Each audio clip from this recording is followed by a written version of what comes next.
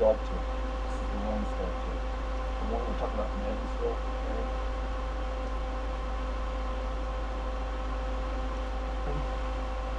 All right. Cool.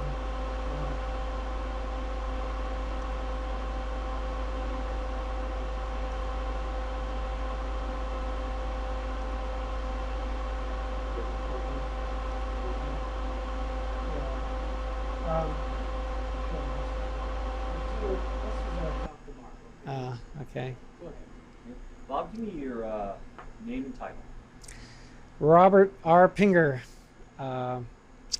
Robert Pinger, Director of the Public Health Entomology Laboratory at Ball State University in the Department of Physiology and Health Science. Don't rock so much. For Oh, that's what I do. God. Sick back here. First of all, ticks. How does it compare in Indiana over the last, from 10 years ago to today? Are we seeing more ticks in the state of Indiana? Well, we have about 14 species of ticks. And the American dog tick, the tick that everyone sees, or most people see in the springtime, is pretty much remaining stable. It does occur in all 92 counties, and from time to time in May, it peaks in May, April, May, and June. People see that tick, find it on their dogs or find it on themselves. I feel that tick's pretty much stable. That's the tick that's known to transmit Rocky Mountain spotted fever.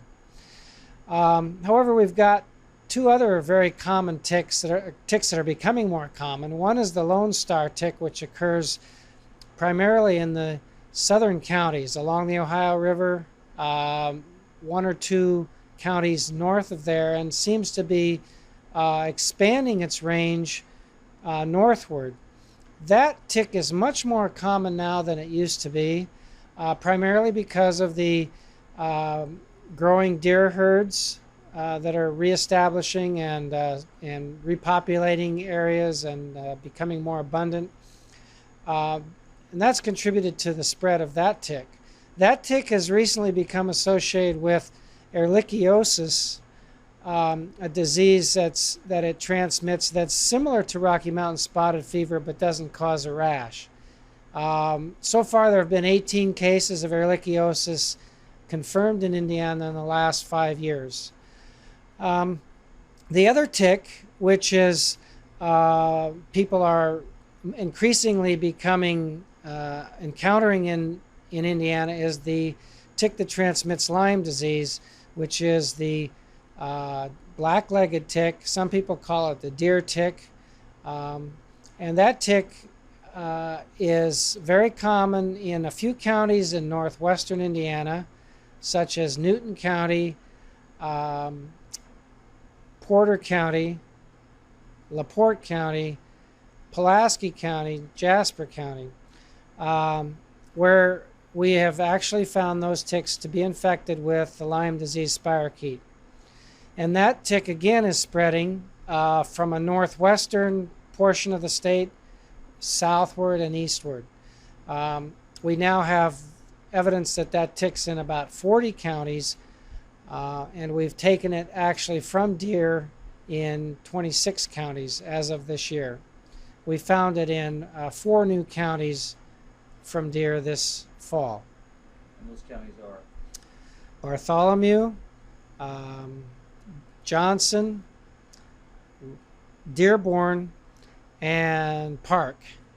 Those are the counties where we had not found a Lyme disease tick on deer, but we found it this year.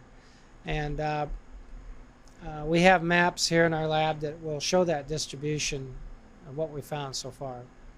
Now talk to me about deer season, or tick season is coming up. When do we begin to see ticks when we're outside? Okay, here again, it depends upon the species, but for most people, we'll begin to see ticks as it warms up, and it depends upon where you are in the county, in the state, because I would say people in the southern part of the state now will be seeing ticks. We've already received a few ticks in the lab. I would say that people down in Vanderburgh County and Warwick County, in those areas, will be seeing the Lone Star tick out pretty soon. The peak month for the American dog tick is usually in May. but we get some in late March, early April on a warm day, and we get them in June, and usually by July they're fewer and fewer. For the Lone Star tick, the one that has a southerly distribution, those are coming out in April and May. The adults, in that case, the nymphs will also get on people. Some people call those the turkey tick or seed tick, and those will have another peak again in August, the nymphs. As far as the adult deer tick, the deer tick adults are out now on a warm day, but then we won't see them in the summer. We'll only see the nymphs. So in June, up in Newton, Jasper, and Pulaski counties, Stark counties, in June, people should be concerned about the nymph, which is a very tiny tick stage. So we don't see those adults in the summer when we see the other ticks. The adults of the deer tick or the Lyme disease tick get on deer, and we'll find those in October and November. They require the deer to mate and continue their life cycle. Now, when you talk about all the different diseases, Lyme disease and others we spoke about, how much of a public health problem is that today? Well, it's all in comparison to other problems. If we want to talk about AIDS and premature deaths, premature births, and low birth weight babies, and drug problems, you always have to put it in perspective. But Lyme disease is the second fastest growing infectious disease after AIDS in the last decade. Now it's quite a ways behind AIDS, but still it has been growing basically because of the deer population. Last year we had 2 cases of Rocky Mountain spotted fever in the state was all. The year before that we had 1 or 2. The year before that we had 7. So with Rocky Mountain spotted fever we'll get as many as 16 or as few as 0 cases in Indiana in a year. Lyme disease, we had about 24 cases so far last year. The data's not in. The year before we had 15, and the year before that we had 16. So Indiana's very conservative. It only reports confirmed cases that have laboratory confirmation. So we don't just report every case. You read, you look in the paper, this whole family had Lyme disease. Unless the state health department can confirm that, those won't be in those figures I'm giving you. On the other hand, we might say that these confirmed cases are the tip of the iceberg. There may be many cases that aren't reported by physicians, so that there may be cases out there that aren't in the statistics. The new kid on the block, the new disease is ehrlichiosis, and that's caused by Ehrlichia chaffiensis, and in that case we've had as many as 7 cases or as few as 1 case, and that's a new disease only has been reported in the last 5 years, and most of those cases are from the southern part of the state. So in terms of cases of flu or cases of more abundant, more common diseases, they're not that important. But in cases of preventable communicable diseases, they're cases we'd rather not have. How important do you feel your job is? You won a couple of awards, for a little closer. You won a couple of awards for educating the public. When you think about ticks, you think about people spend all the time outside. But to the average person, how important is ticks? We're all outside during the summer months, or we at least try to be, after being cooped up all day. How important do you feel your job is?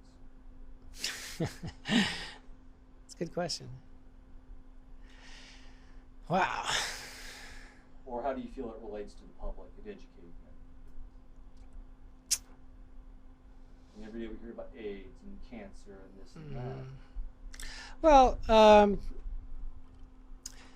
most of the funding for this tick research, it comes from the Indiana State Department of Health, and the Indiana State Department of Health has as its goal the health and well-being of the citizens of Indiana, And they feel that this particular project is important. It's something that we can do here at Ball State that they're not able to do at this current time with their facilities at the State Health Department. I think we provide a useful service in informing the public and providing that service of testing ticks.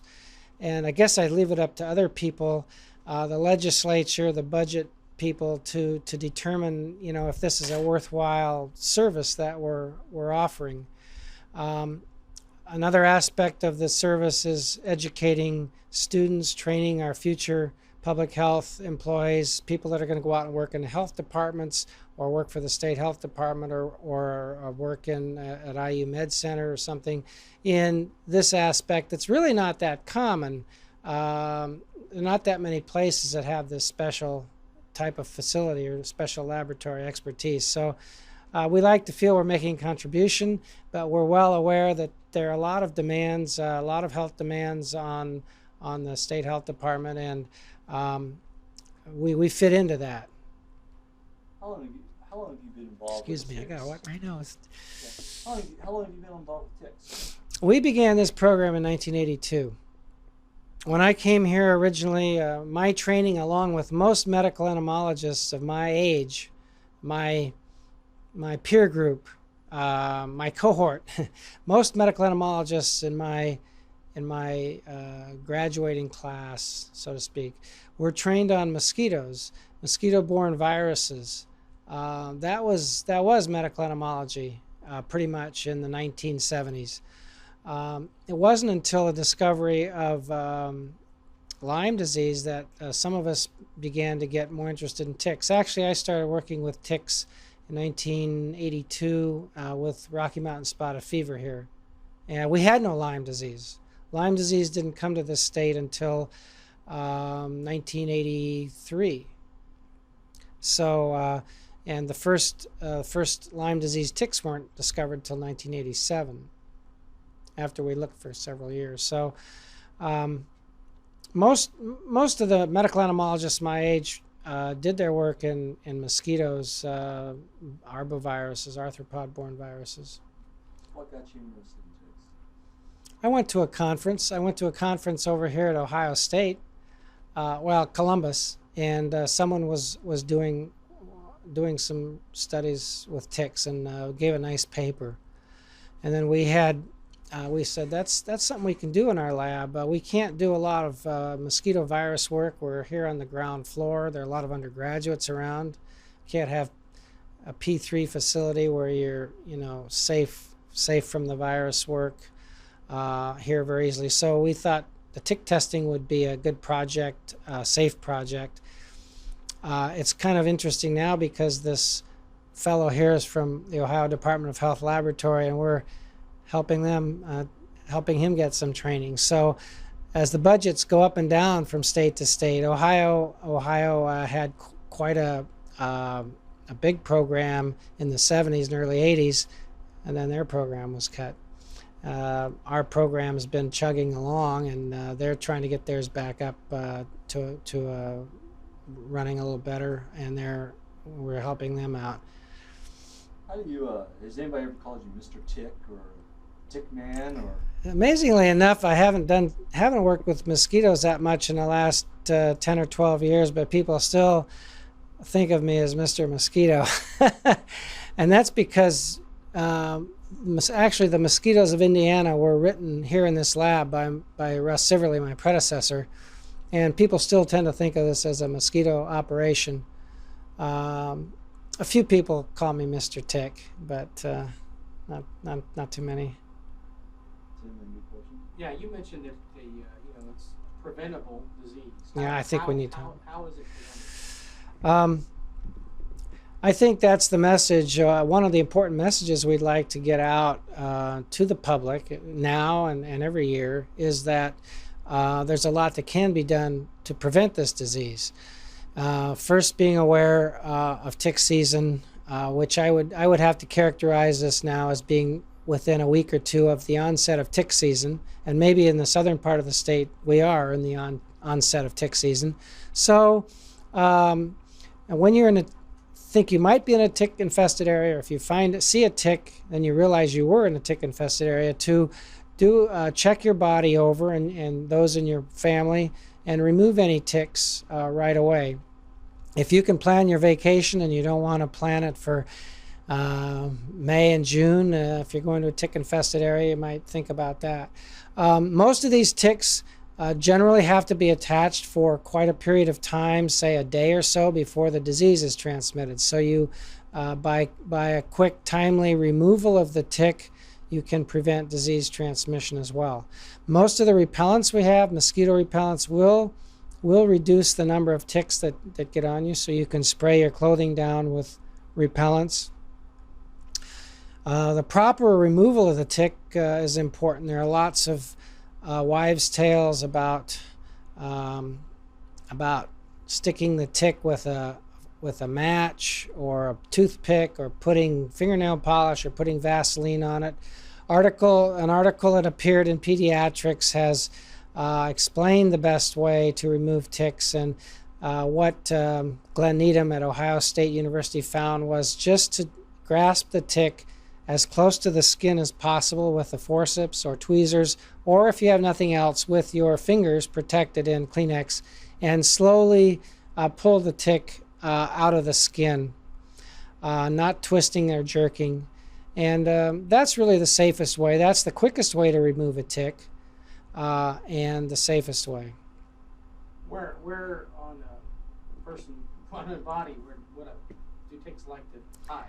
Well, it depends on what you're wearing. If you're wearing proper tick prevention clothing, then you're wearing socks, shoes, long pants, and you're tucking all your pants into your socks, your shirt into your pants, and then normally the ticks will crawl up on your neck, and you can see them on a person's neck or the back of the head. A lot of times they will get in the hairline or under the hair of a girl, sometimes attached to the back of the neck. I think in general they like to feed in the shade, so they like to get under the clothing. Sometimes they'll get in the groin or the crotch area or the underarm area, or just on the back of a leg, under socks. So they can get just about anywhere, and you really need to check your whole body for ticks. How about when the animals that you take out in the field, it's your dog? They love dogs. Yeah, if you care about your dog, the dogs will pick up ticks. The dog will pick up probably 2 or 3 ticks for every tick that you pick up. They just have a way of getting in, going through the bushes. And so if you're going to take ticks off your dog, please use all the same precautions. We had a case of Rocky Mountain spotted fever here in Muncie about 10 years ago or so, and we really suspect that that person got Rocky Mountain spotted fever by picking ticks off his cat with bare hands, and we don't recommend that. Always use forceps or tweezers, or protect your hands with Kleenex. And under no circumstances try to pop the tick by squeezing it between your thumb and forefinger. That's sometimes fun. You're going to splatter juice. If the tick was infected, you may spatter the bacteria all around. You get it on your fingers, you rub your eyes, and you introduce the infection. So handle every tick as if it were infected, even though relatively small percentage of ticks are infected. How many ticks do you get here in the lab every year? Last year we got 789 ticks. We get the 3 species I've already mentioned predominantly. We got about over 40% of the ticks we got were Ixodes scapularis. That's the tick that transmits Lyme disease, but most of those were sent from Newton County. So if we discount those, then the most abundant tick we received was the American dog tick, which does occur in all 92 counties, and the Lone Star tick. And we get a couple hundred of each of those every year. Describe the Lone Star tick as an attacker, a preys on people? Well, the Lone Star tick is very aggressive. Those of you that have run into the American dog tick will notice on your pants it just sort of sits there or walks very slowly. or on your skin, almost like it's cold. It just walks very slowly. The people that encounter the Lone Star tick, which, as I said, is most common in the southern part of the United States, will notice that tick crawls very rapidly, as does the deer tick, the one that's up north. So you can kind of see when you get a tick, if you've been in tick areas a lot, that the tick crawls quite rapidly. But the other thing about the Lone Star tick is you might get the nymph or larva. You might get the very small stages. And so they're very aggressive, and they'll all attach. And when I say they're a hunting tick, that means they'll walk 10 feet to get to you if they can, whereas the dog tick won't do that. It's kind of an ambush tick. It sounds like going out in the woods is not a lot of fun at times during the year. It's fun. You just have to be careful. And these, I should say that the tick distribution is what we would call clumped. In other words, you can go to a certain area, and you've probably noticed this. You can go to a certain area, and there'll be 6 or 8 ticks on you, in 5 or 10 meters of walking. Other areas you can be out all day and not get a tick. So they're very clumped, and you might ask people in the area if there are a lot of ticks in this area or not. But I go to these areas. I don't let it stop me. I just remove the ticks, or I use repellent to. I don't let it interfere with my getting out, fishing or whatever you might want to do. Guys, was there anything anything else you want to hit on? Gee, we covered quite a bit. Yeah, we did. No. Do you get a personal satisfaction from, helping people? Really, every year we come to you. Every year you remind us how important it is to check, our family or our pets. And, it might help someone out there. Remind them. Well, I'd say if people have, might be a mistake, say if people do find a tick, and it doesn't look like the normal tick that they found before, and they're concerned, they can send the tick to our lab, the Public Health Entomology Lab here at Ball State University, and we'll identify it for them and let them know what kind of tick it is. Since we are funded by the State Department of Health, we're not in the habit of testing ticks from pets for disease. But if you've got an unusual tick that you're concerned about, we'll identify it. If you have a tick attached to you or one of your children that you feel you need tested, would like to have tested for disease because the tick has been attached for quite some time, you can either send it to us or take it to the local health department, and they'll send it to us for testing. So we do try to provide that service of testing ticks for people and for local health departments. Any anecdotal information about someone who may have sent you a tick and was relieved, or may have spotted something soon enough that helped them prevent a lot of different. We have had. Actually, I didn't send this tick to us, but we have had people send in ticks that they thought were Lyme disease ticks. We have a lot of that from the southern part of the state, and that's happened in Illinois too. I talked to someone from over there. People find usually it's the immature Lone Star tick from the southern part of the state. They're not sure if it's a Lyme disease tick or not, so they'll send it in, and we're able to tell them, don't worry, it's not a Lyme disease tick.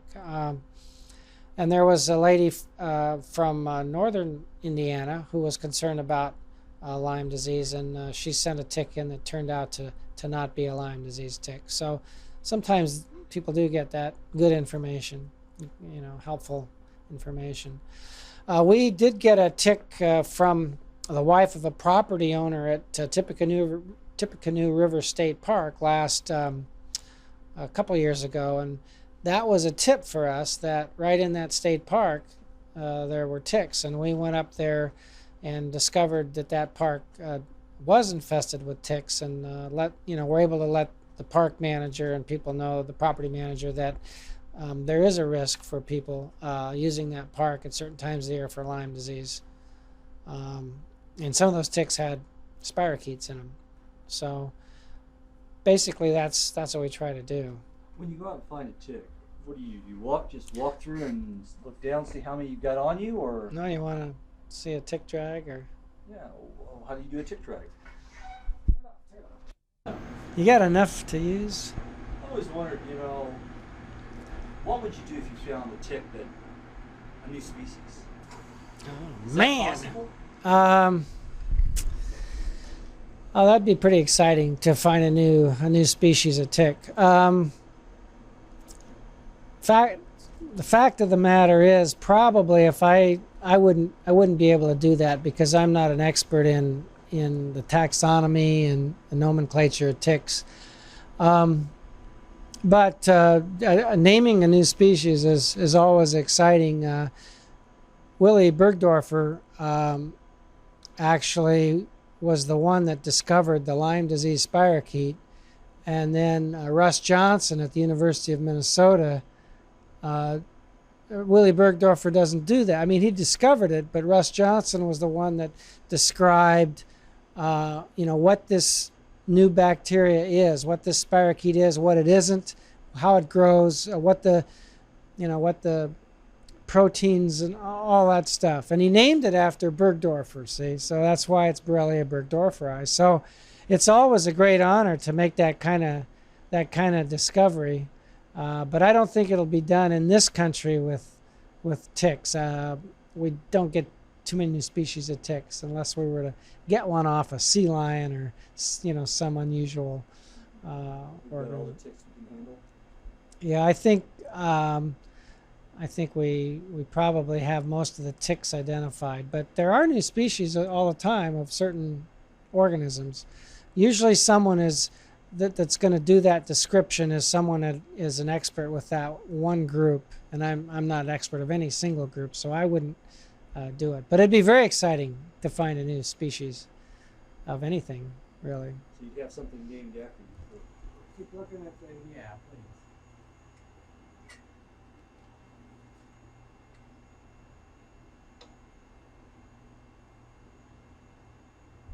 Okay, look at something else. Go ahead, really.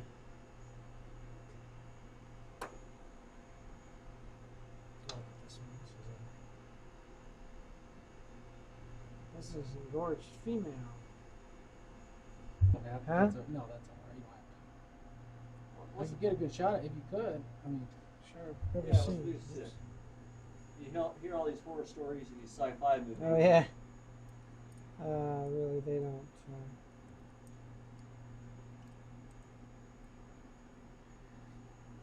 I'm going to put it here on this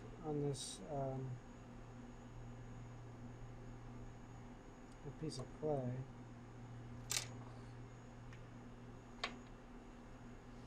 Okay, the lesson for the people is don't let the tick get this full. When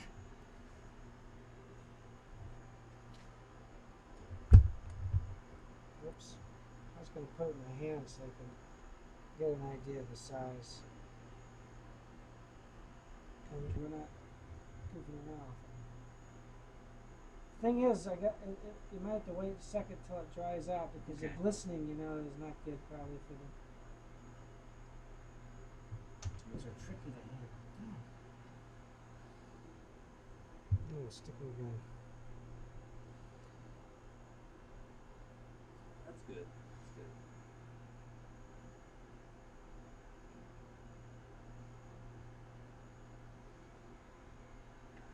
I think that would be good.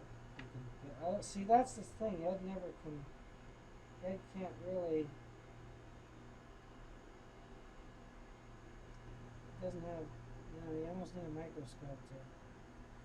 You'll be able to see something. Okay. There's. Can you see that?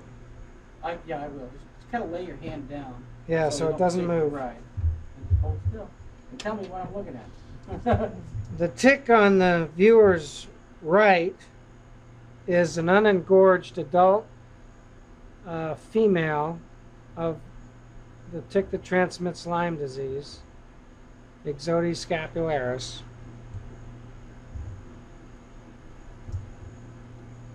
And gorge, that's just The one on your left is one that's full of blood. It's fed to repletion on probably on a deer. Yep. They're the same tick. It's this. Before it fed, it looked like the one on the right, and then now it's after a few days, it takes that blood meal.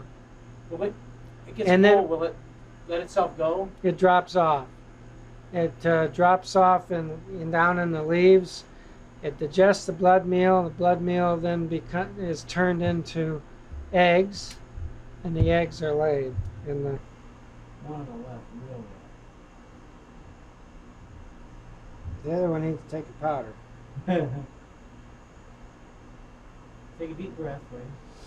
And exhale. Long, draw them out. Exhale. I'm going to zoom out to show that that's your hand.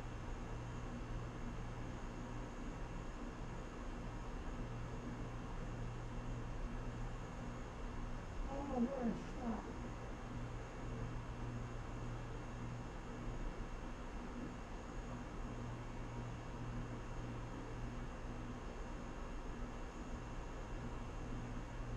Okay.